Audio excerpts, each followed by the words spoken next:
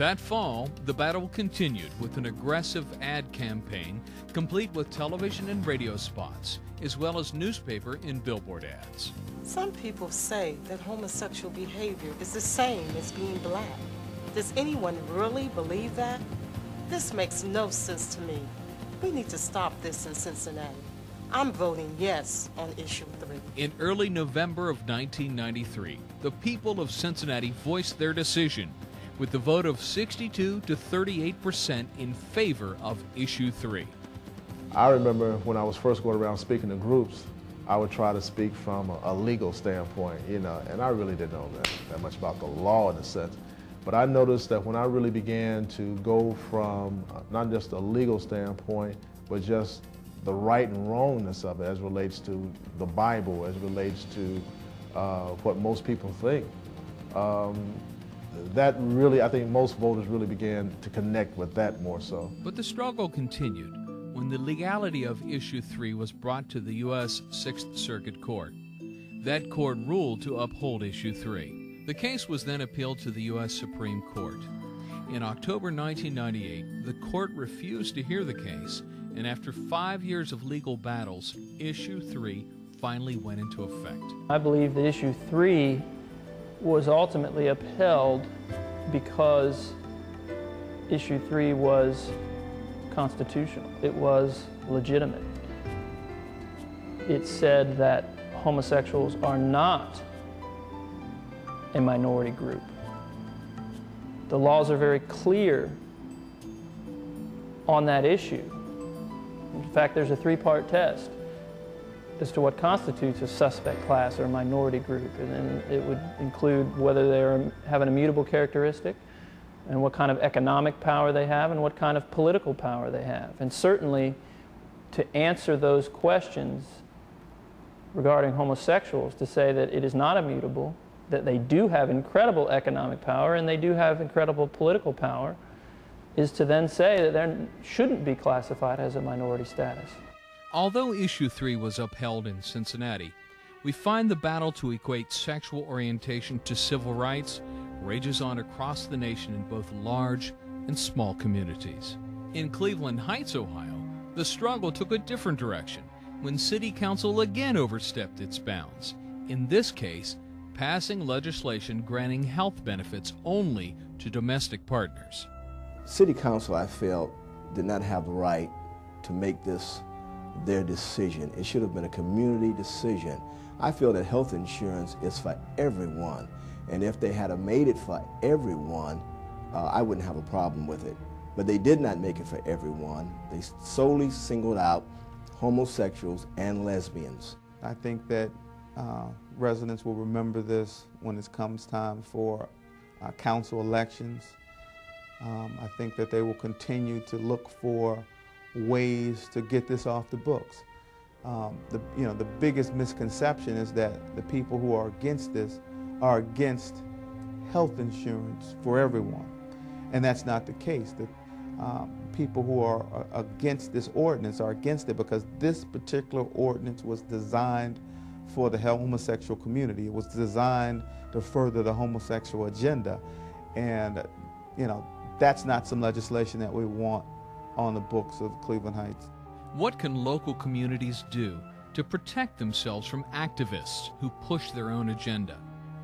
I think we should pay more attention to the people that we are electing in office. See what they are, weigh the situation out. Someone said, I'm running for councilman in the city of Cleveland. What is your qualification? Who's supporting you?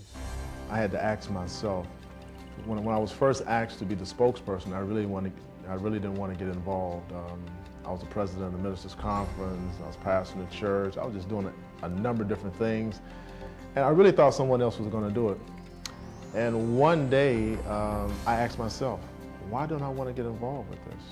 And I had just preached a sermon on the book of Esther when Mordecai went to Esther and said, for all we know, God may have placed you in a position for such a time as this. And I began to look at the different places and the positions that God had me in, and I said, I just need to get involved. And it really wasn't about winning the issue. It was about just standing up for what I believe was right. And so that's what I would tell people. You know, it's not so much about winning the issue as it is just standing up for what you believe is right. If you don't become knowledgeable about what issues there are, and I have talked to quite a few who do not, it's easy to have things, like you say, slid past you, and before you know it, there's a change, and the change has been detrimental to you. It's maddening to know that that happens, but it does. And to correct that kind of a situation after the fact is harder than stopping it at the beginning. While the battle continues at the local level, the federal courts have sent a clear message concerning the dangers of undermining the 1964 Civil Rights Act by including sexual orientation as a protected class. There's been so many court cases at the federal level that have said there are no more minorities. Every one of them has been identified. The federal courts have said that every minority group has been identified. There are no others. And for someone to come along and claim minority status based on behavior, think what that would do.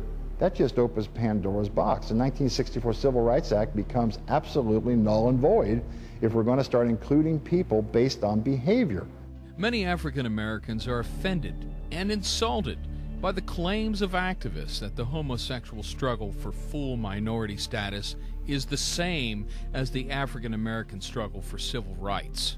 When you look back at what blacks have gone through and blacks are still going through in this country, I mean, from slavery to from lynching, killings, discrimination, can't get jobs, poor housing, schools, I mean, you just name it. And you just don't see that in the gay community. And I say that with some reservations because I don't want to sound like a gay person hasn't been beat up because of being gay. And I know that that has taken place. But to compare it to the struggle of the civil rights movement is offensive to me because I know that there's really no comparison. Homosexuality didn't come over here in chains. Homosexuality didn't have 300 years of suffering. And when I say suffering, based upon their color. See, I will be an African American no matter what I am, where I go, who I'm with. When I walk in the door, I'm an African American. Whereas homosexuality is just a sexual preference. You can choose it, and you can choose not to be it. You can proclaim it, or you can be quiet about it. If I don't ask you what you are, I probably won't know that you're a homosexual or a lesbian. But the African American cannot hide who he is, nor do we want to hide who we are. There is absolutely no way you can equate what the homosexuals' assertion of denial of opportunity or abuses with what African Americans experienced back in the 50s and the 60s. There are no Jim Crow laws, or there are no laws on the books that say that because you are a homosexual, you cannot enjoy the same rights as someone else. You don't see the water hoses. You don't see the dogs being sicked on the people. You don't see the cross burnings. You don't see, again, the lynching, people hanging from trees. You don't see any of that, with the gay movement. I experienced the back of the buses. I experienced the white only and black this. I experienced the going into public places and make a purchase of an ice cream cone and you couldn't eat it in that building. I experienced all of that. Plus, you go into any city, you don't see gay ghettos or gay slums, but when you go into major cities, if I see ghettos, I almost can tell you that's where blacks live, that's where minorities live, but you don't see that as far as it relates to gays.